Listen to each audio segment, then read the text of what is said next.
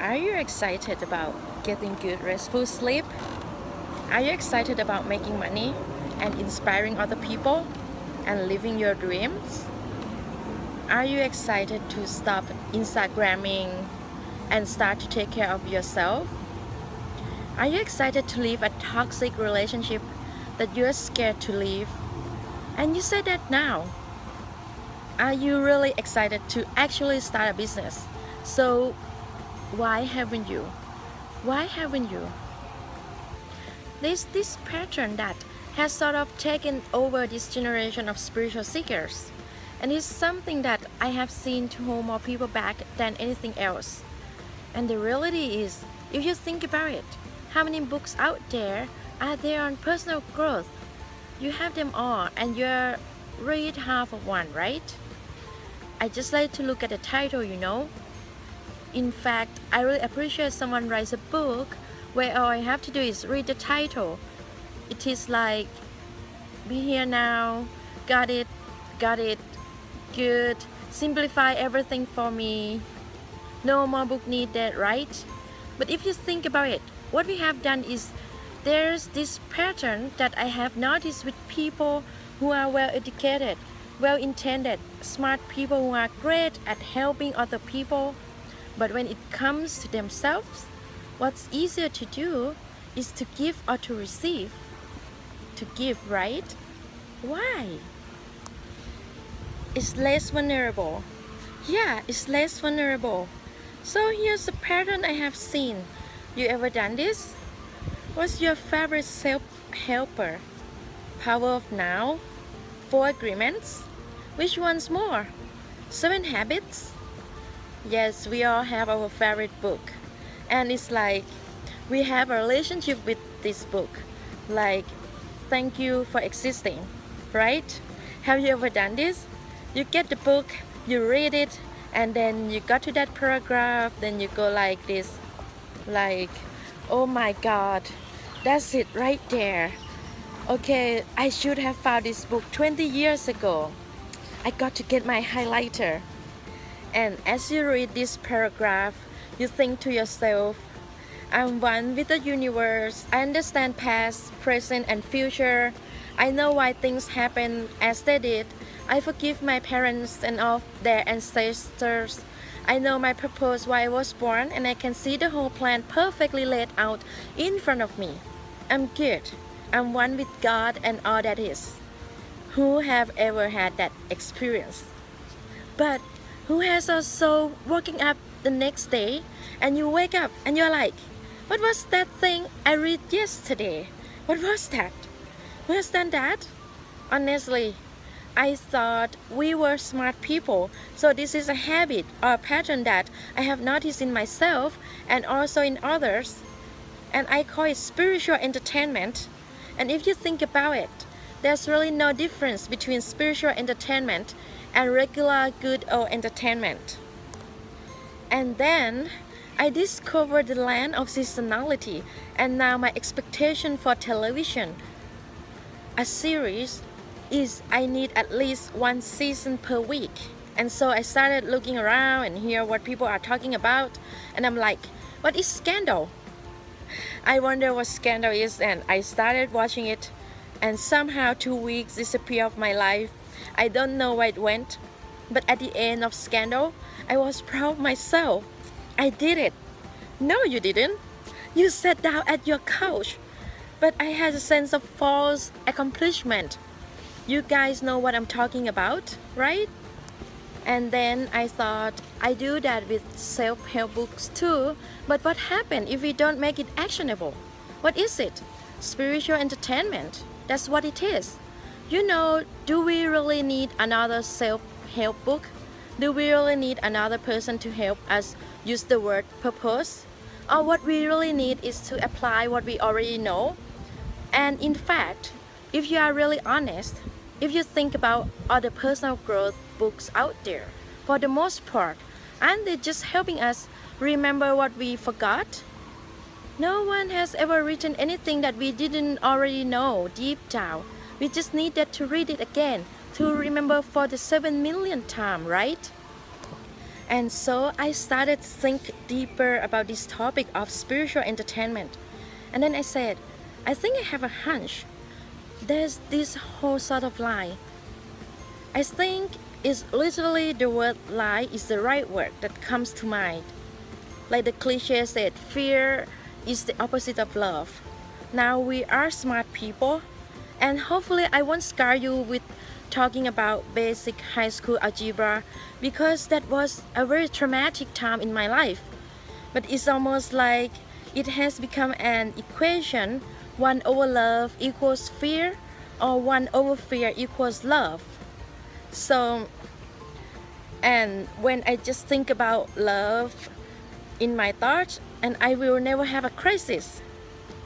You think, is that true? No. And if I think fearful thought, what's gonna happen? Voldemort will show up and cut my head off. You know, if you speak it into existence, I can't say it because if I speak it into existence, then I'm gonna create more of it. That is superstition, complete superstition. Fear can't be the opposite of love.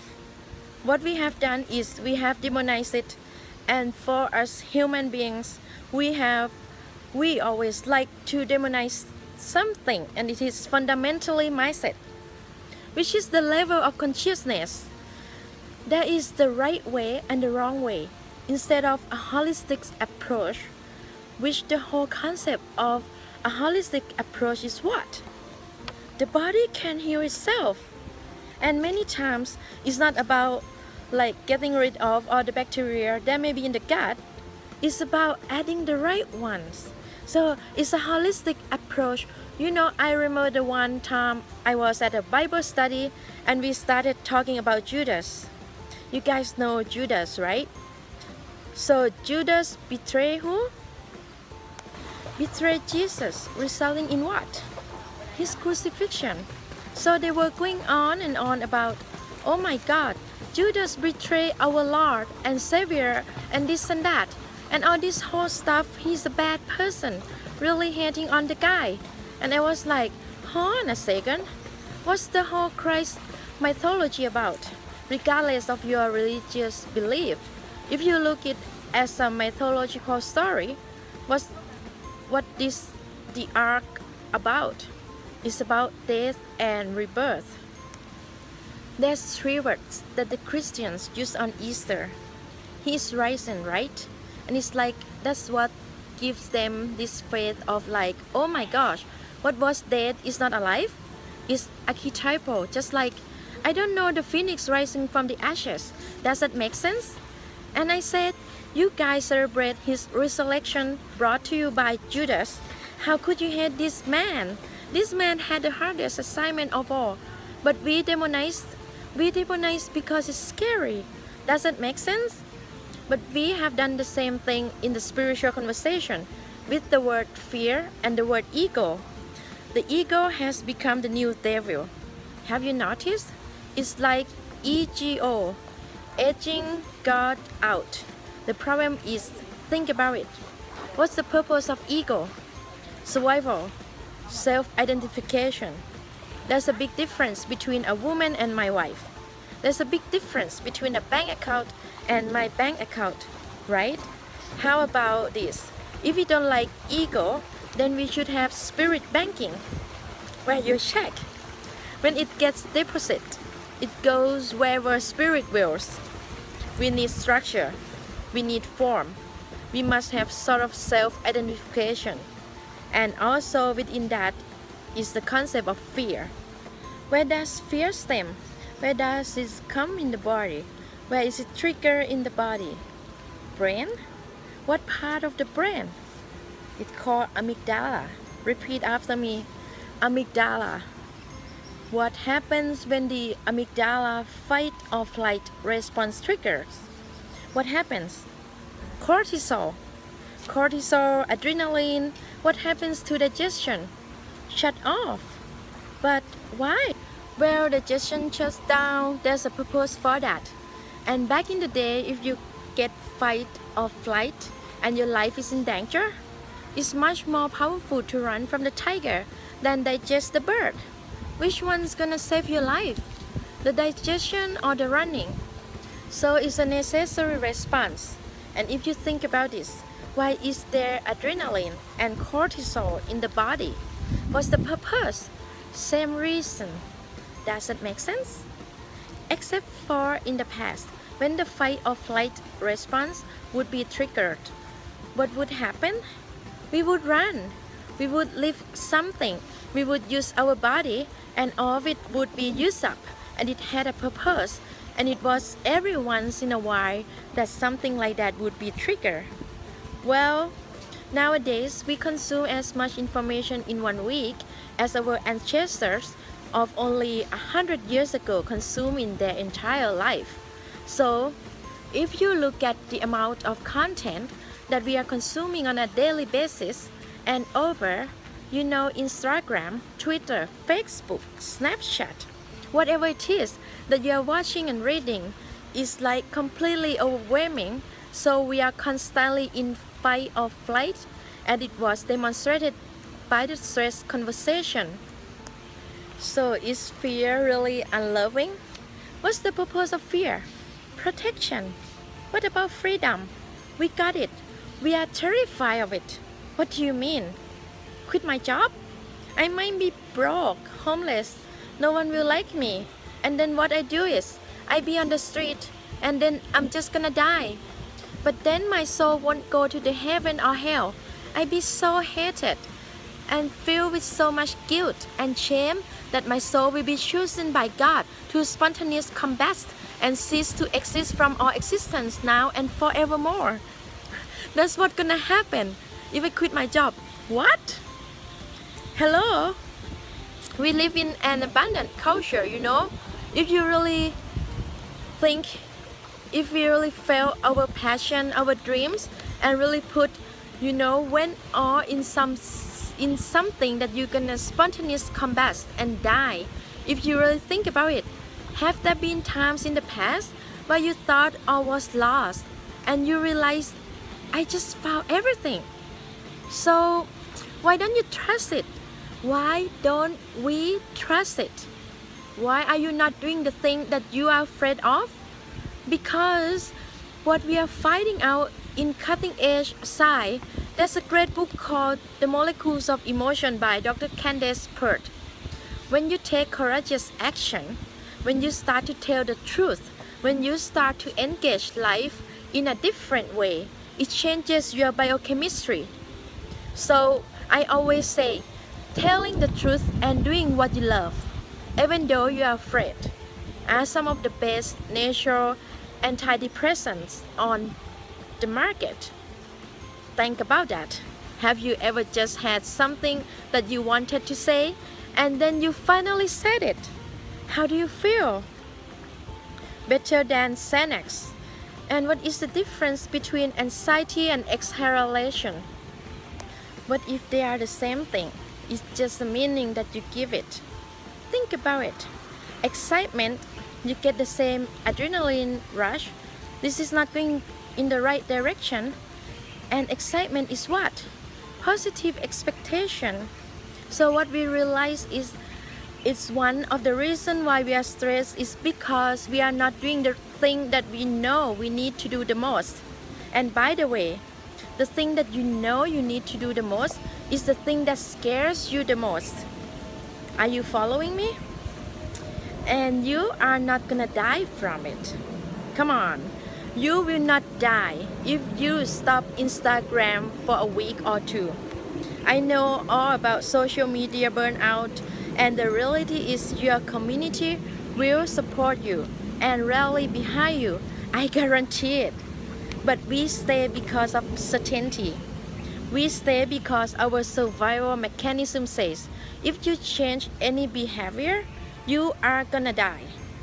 What if I told you that the quality of your life is directly related to the amount of uncertainty you can comfortably live with? Uncertainty in your business, uncertainty in your relationship. Think about this. If you want to have a deep, passionate, intimate relationship, how uncertain is that? If you are gonna be fully vulnerable with somebody, very uncertain, right? How uncertain is it to leave a corporate job and just believe in yourself and your name and your website? How uncertain is it to leave a decade or more long relationship that you know is no longer serving you, but you know you got to go? How uncertain is that? We call it courageous action. Courageous action is doing things that you are terrified to do because the whole definition of courage is action even though you are afraid. And if you look at the original meaning of courage, core, C-O-U-R, is actually heart-driven action, which is fascinating to think about. So that's the whole purpose. So here's my question for you. What are 5 things that you have been putting off doing? 5 things that you are like, if I do this thing, I'm dead. If I do this thing, they are all gonna hate me. If I do this thing, no one's gonna love me anymore. Just think about 5 things. Think about starting a business. Think about financial risk. Think about relationship. Maybe it's saying I love you. Maybe it's saying I'm sorry. Maybe it's just saying this isn't working anymore. I don't. Well, what is it? What it is for you? Like, think about that. It's like we are givers. We give. But we want to give to others, but it's hard to give to ourselves. And gosh, if I took the day for myself, all the guilt and shame that comes up. Let's talk about that, right? But what's the worst gonna happen? Your words not gonna spontaneously combust. Your people will stay there for you. And by the way, if you would take care of yourself and like I really mean it, take care of yourself, not like in a selfish, narcissistic way, but in a really holistic way. And someone who is a primary person in your life that cares about you is not down with that. Is that a good person for you? No. So when people say to me, if I start to love myself, so and so will leave, I say, send them on their way. Awesome. Celebrate them as they go, because you are actually starting to take care of yourself and opening up for people who actually will love you and meet you where you are at, okay? Now, if you go into fear mode, if you go into the mode of worst case scenario, what's the worst possible thing that could happen if you did these things? Think about it right now. I will lose my left leg. Everyone I know will disapprove of me. Think about it. What's the worst possible thing that could happen? And then I have a question for you. Is that really gonna happen? And even if it does happen, what's worse? That or dying with regret? So these specific 3, 4, 5 things that you wrote down, these could be your action steps. So here's the next question for you. If these are things that you are scared to do and you realize that the worst case scenario either isn't that bad or is worse than not taking action, what would be 2 things that you would start to do? Starting now to take actions on these things. And by the way, these action steps are not things like, I'm gonna love myself more. What does that mean? It's a nice concept, but what's the grounded action step? But to love myself, I need a day just for me. That's the grounded action step. And by the way, generally speaking, this grounded action step or 2 should be very scary. But what you find is that there's a fine line between excitement and exhilaration. And once you start to get into it, you are gonna be like, why did I wait so long? Why did I wait so long? It wasn't that bad. Who has ever had this experience already? And here's the real deal. See, now wherever you are in your life, the next level for you is just that the stakes are higher. And guess what? Once you get to here, what's gonna happen? The stakes will get higher and higher and higher. So how much longer do you have to take action even though you are afraid? I have decided to live in a perpetual state of courageous action. I would submit to you that fear is not the opposite of love. Fear is a compass showing you where to go. Again, let me repeat this. Fear is not the opposite of love. Fear is a compass showing you where to go. Thanks for watching my video and we see you next topic. Bye.